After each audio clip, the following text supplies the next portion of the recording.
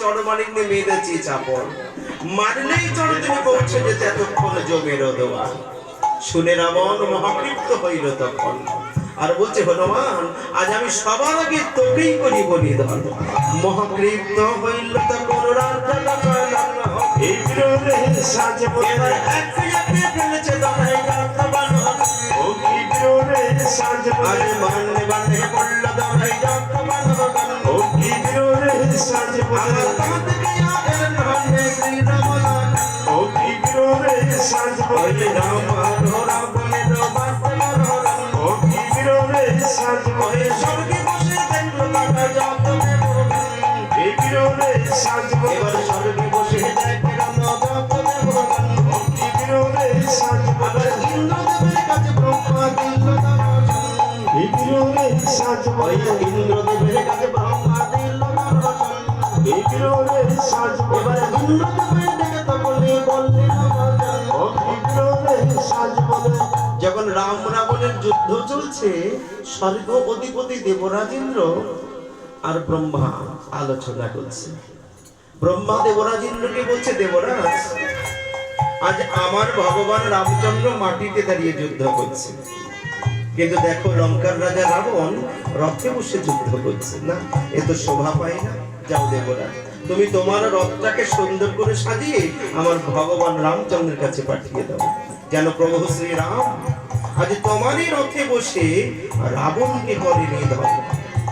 ইন্দ্রদেব সঙ্গে সঙ্গে তার সারথীকে ডেকে দিয়েছে, সারথী আজ পিতামহ আদেশ করেছে আমার রথটা সাজাও দেখি সুন্দর করে, আর আমার রথ সুন্দর করে সাজিয়ে আমার প্রভু রামচন্দ্রের সামনে পাঠিয়ে দেবে, যেন প্রভু রাম আজ আমার রথে করিয়া ওই রাজা দুষ্ট রাবণকে প্রভু আমার পারে যেন করিতে। সঙ্গে সঙ্গে দেবরাজেন্দ্রের সারথী রথটাকে সুন্দর করে সাজিয়েছে, ফুলে পুষ্পে মনোময় সজ্জিত করে ভগবান রামচন্দ্রের সামনে উপনীত করেছে।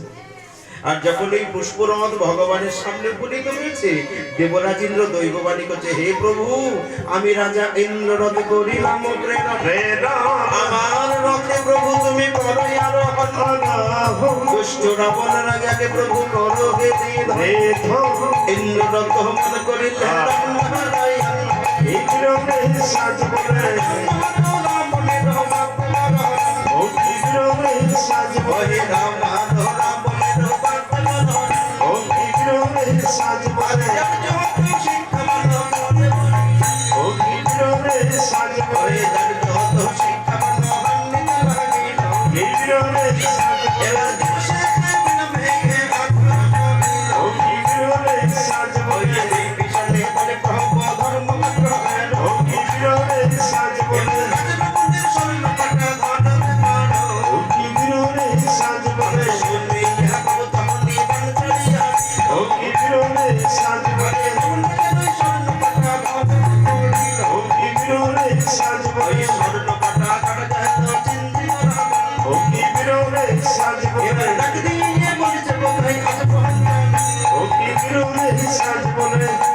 স্বর্ণ পাটা কাটা গেল চিন্তিত রাবণ ডাক দিয়ে বলছে কোথায় আছো পঞ্চানন। স্বর্ণ পাতার অর্থ সোনা, পাটা পাতার অর্থ হচ্ছে রাজমুকুট, অর্থাৎ রাজা রাবণের মাথার উপরে একটা সোনায় নির্মিত রাজমুকুট আছে। তা যদি কারোর মাথার উপরে সোনার মুকুট থাকে সে কি আর তার মধ্যে থাকবে? সে অহংকারে পরিপূর্ণ হয়ে যায়। তা রাবণ রাজা যুদ্ধ করছে ভগবান রামচন্দ্রের সঙ্গে, সে তো অহংকারে পরিপূর্ণ, তা ভগবানকে চিনবে কি করে? অহংকারী ব্যক্তি কখনো মানুষকে মান্যতা দেয় না, নিজেকেই সবার থেকে শ্রেষ্ঠ মনে করে।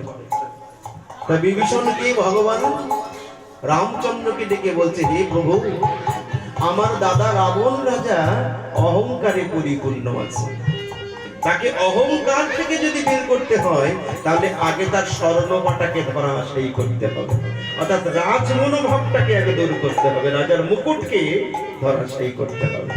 ধর্ম অস্ত্র নিক্ষেপ করে ভগবান সঙ্গে সঙ্গে রাবণের মুকুটটাকে ধরাশায়ী করে দিয়েছে। যেই না রাবণের মুকুট ধরাশায়ী হয়ে গেছে, অমনি রাবণ তার চৈতন্য ফিরে পেয়েছে। চৈতন্য ফিরে পেল মানে বিপদে পড়লো, আর বিপদে পড়িবা মাত্র ভগবানকে স্মরণ করলো। এটাই জগতের বাস্তব সত্য কথা। যখন কেউ বিপদে পড়ে, বিপদে পড়লেই ভগবানকে স্মরণ করে। রাবণ যখনই বিপদে পড়েছে, রাবণ তার ইষ্ট দেবতাকে স্মরণ করছে। রাবণের ইষ্ট দেবতাকে স্বর্ণপাটা কাটা গেল চিন্তিত রাবণ, এবার একটি একটি আজ স্বর্ণপাটা কাটা গেল চিন্তিত রাবণ, আরে ডাকলে বলছে রাবণ কথা বলছে, এবার হলে ধকল দেখো রাজা দশরথ, ওই ধনু জড়িল বান্ধ ব্রহ্ম সনাতন, ওই ব্রহ্ম সিদ্ধ মন্ত্র আমি রাবণ জানো মূল্য একটা ধাপে পড়িল, ওই দুই বাণীতে দুই মন্ড কাটে না নাই,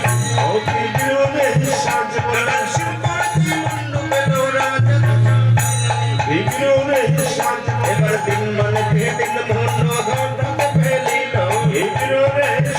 আমার শিব পড়তে কোন মন্ড জড়তে লাগিল, ওই চার বাণীতে চার মন্ড কাটে না নাই,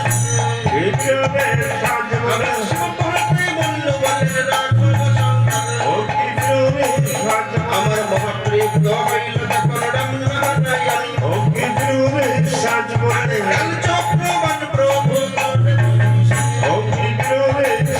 ওই বাণী জাগাতে রাজা রাবণ দ্বিখণ্ডিত হল, এবার শিব পড়তে কোন অঙ্গ জড়তে লাগিল, আরে শিব পড়তে রাবণ অঙ্গ জড়তে লাগিল, ওই ধনুর্বাণ ধরিয়া রাবণ কান্দিতে লাগিল, ওই ধনুর্বাণ ধরিয়া কান্দিতে রাজা দশরথ, এবার বিভীষণে কেড়ে নাকিয়া বলেন আমায় বল বন্ধ বিক্রম বিধার্মিক বিভীষণ, আরে আজ কেমনে পাইবেন ধরলঙ্কা, দিবাস বন্দিতে রায় অমৃত আমার রাবণ বন্ধে মদন ভরে মদন করে